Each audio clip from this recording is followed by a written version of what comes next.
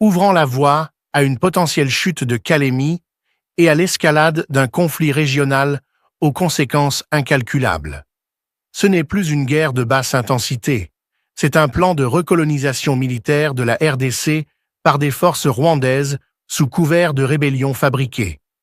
Si Félix Tshisekedi ne frappe pas fort maintenant, c'est toute la souveraineté congolaise qui est en jeu. Dans cette analyse politique, nous décortiquons les faits, les enjeux géopolitiques, les erreurs à éviter et pourquoi l'option militaire est désormais inévitable. La guerre en République démocratique du Congo n'est pas un conflit parmi tant d'autres. Elle est le miroir d'un projet profond de balkanisation, mené avec méthode, appuyé par des puissances étrangères et exécuté par des relais internes corrompus.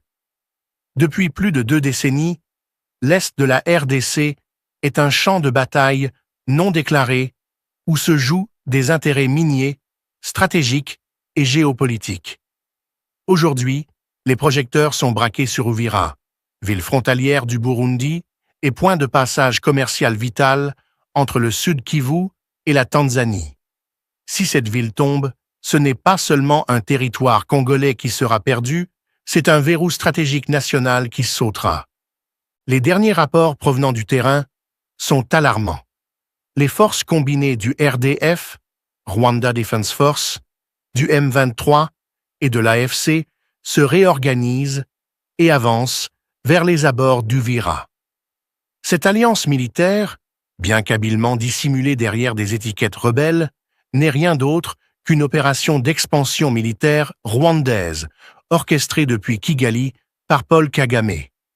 Ce dernier, affaibli sur le plan diplomatique, mais toujours stratégiquement agressif, joue sa dernière carte dans une tentative de sécuriser un couloir d'accès aux minerais congolais, en particulier ceux du Tanganyika. Pourquoi Uvira? Parce que cette ville est bien plus qu'un point géographique sur la carte congolaise. Elle est la porte d'entrée vers le sud du pays.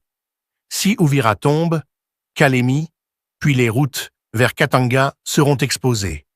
Or, le Katanga est le cœur minier du pays, et donc le cœur de son économie.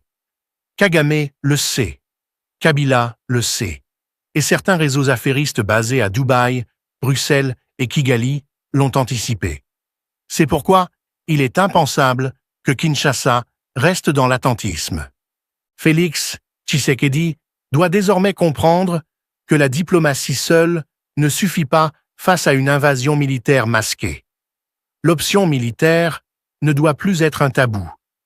Les FARDC ont montré ces derniers mois une montée en puissance, grâce à une coopération plus ouverte avec des alliés sincères, notamment le Burundi, la Tanzanie et même des partenaires éloignés comme les Émirats arabes unis.